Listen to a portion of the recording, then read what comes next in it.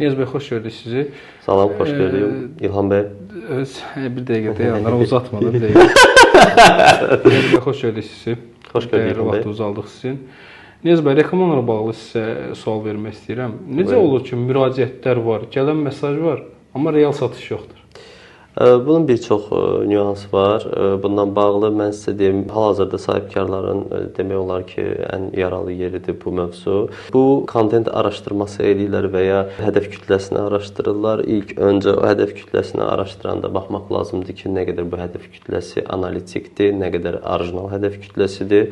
Və bundan sonra artıq kontenti analiz eləmək lazımdır və ümumi biznesə sahibkar start verməmiş, sahibkar və ya sima kim olacaqsa həmən sosial mediada aparacaq onların ümumi konseptini, həmən adam hansı obrazda olduğunu bilməlidir. Orada nələr eləyəcək, hansı çəkilişlər olacaq, hansı kontentlə auditoriyaya çıxmaq istəyirsə, bunu ilk öncə konsept olaraq ortaya qoymalıdır.